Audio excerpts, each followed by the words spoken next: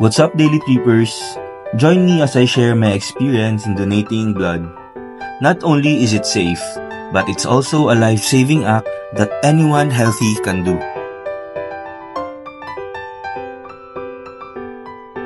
Before you can donate, the staff will first check your vital signs like blood pressure, pulse, and weight.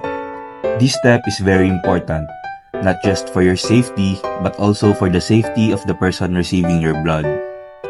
Vital signs helps make sure your body is strong enough to donate and that your blood is healthy and safe for patients who truly need it. If any reading is too high or too low, it's a sign to temporarily hold off because your health always comes first. It's a quick but crucial step. One more way to ensure that every donation helps without putting anyone at risk.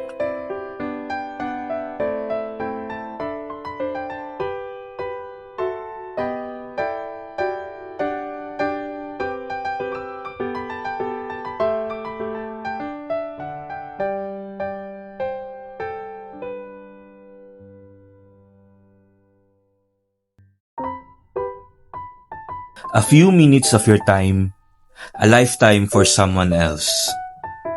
Every heartbeat, every breath, every moment we hold dear can depend on one thing: blood. In a quiet hospital rooms and a busy emergency wards, there are stories waiting for a miracle. Blood cannot be manufactured. It cannot be bought. It can only come from the kindness of a willing heart. In just a few minutes, you hold the power to save not one, but many. One donation, 3 lives, endless tomorrows. Today, I choose to be someone's miracle.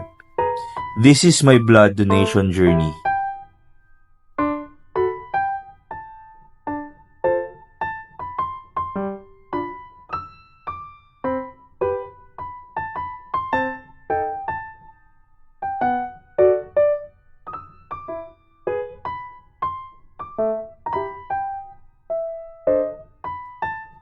And now comes the final step. A quick interview and a last check by the doctor. Making sure my body is ready and that I'm truly fit to give the gift of life.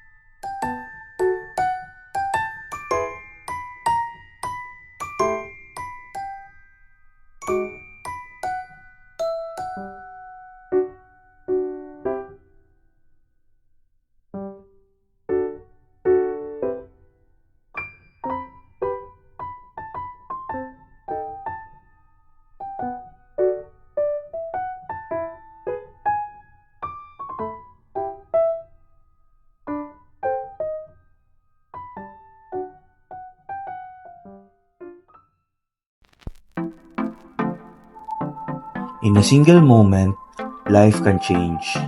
An accident, a surgery, a medical emergency. In that moment, a stranger's simple act of kindness can become the reason someone lives to see another day. Every drop of blood carries hope. hope for a child battling leukemia, hope for a mother in a complicated childbirth, hope for a father fighting through surgery, hope for victims of accidents whose lives hang in the balance. We don't always realize it, but inside each of us flows the power to save a life. In just a few minutes of your time, you can give what no medicine can replace, the gift of life. A single donation can save up to 3 lives, 3 families who will get a second chance, 3 stories that will continue because of you. You don't have to wear a cape to be a hero. Sometimes, all it takes is to roll up your sleeve. Be someone's miracle. Donate blood, save lives.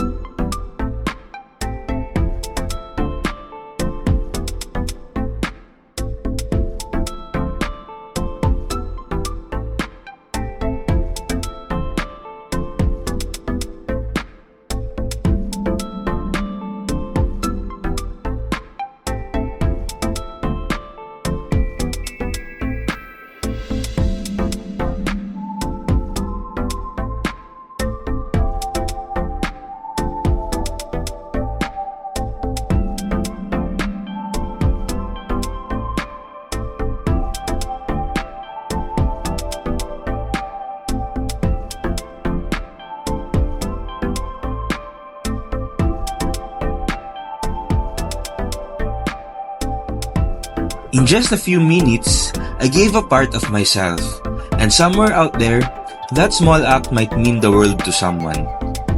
This wasn't just a vlog. This was a reminder that we all carry within us the power to save lives.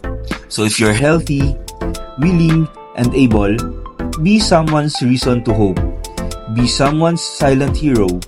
Donate blood, because the life you save could be someone's everything.